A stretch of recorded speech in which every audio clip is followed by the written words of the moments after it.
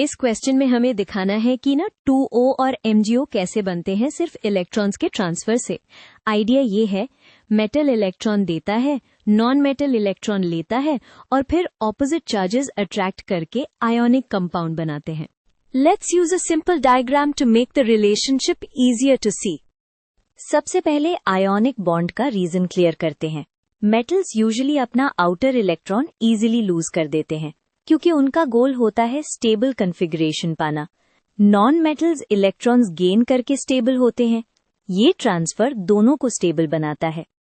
अब ना और O के आउटर शेल सिचुएशन देखो।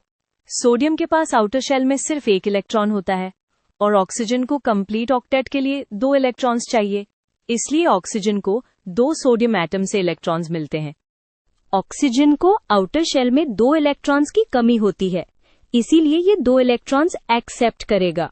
सोडियम का एक इलेक्ट्रॉन निकलने से सोडियम +1 आयन बनता है। अगर 2 सोडियम एटम्स होंगे तो टोटल 2 इलेक्ट्रॉन्स डोनेट होंगे।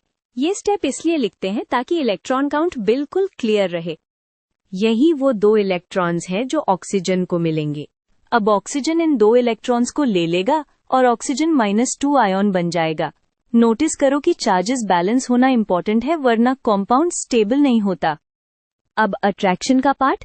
2 सोडियम प्लस आयन्स और एक ऑक्सीजन -2 आयन कंबाइन होते हैं, चार्जेस कैंसिल हो जाते हैं और न्यूट्रल आयनिक कंपाउंड Na2O मिलता है। यही फाइनल फॉर्मेशन स्टेप है।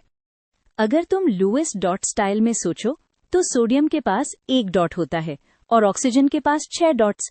2 सोडियम अपने डॉट्स ऑक्सीजन को दे देते हैं और ऑक्सीजन के पास टोटल 8 डॉट्स हो जाते हैं। डायग्राम से यही ट्रांसफर विजुअली इजी लगता है। ये डॉट सोडियम का सिंगल वैलेंस इलेक्ट्रॉन शो करता है। अब MgO के लिए सेम लॉजिक, बस डोनर अलग है। मैग्नीशियम के आउटर शेल में 2 इलेक्ट्रॉन्स होते हैं, तो ये एक ही स्टेप में 2 इलेक्ट्रॉन्स दे सकता है। ऑक्सीजन को भी एग्जैक्टली 2 इलेक्ट्रॉन्स चाहिए, तो पेयरिंग परफेक्ट है। मैग्नीशियम जब 2 इलेक्ट्रॉन्स लूज करता है तो मैग्नीशियम +2 आयन बन जाता है। इससे मैग्नीशियम भी स्टेबल हो जाता है क्योंकि आउटर शेल अब कंप्लीट हो जाती है। वही ऑक्सीजन 2 इलेक्ट्रॉन्स लेके ऑक्सीजन -2 बनाता है। इस पॉइंट पर तुम देख सकते हो कि इलेक्ट्रॉन्स का नंबर डोनर और एक्सेप्टर दोनों में मैच कर रहा है, इसलिए फॉर्मूला सिंपल बनता है। अब मैग्नीशियम +2 और ऑक्सीजन -2 डायरेक्टली कंबाइन होते हैं। चार्जेस इक्वल एंड ऑपोजिट हैं, इसलिए रेशियो 1:1 होता है और कंपाउंड MgO बन जाता है। एग्जाम्पल से पैटर्न और स्ट्रॉन्ग हो जाएगा। पोटेशियम क्लोराइड में पोटेशियम 1 इलेक्ट्रॉन देता है और क्लोरीन 1 इलेक्ट्रॉन लेता है, इसलिए K+ और Cl- बनकर KCl बनता है।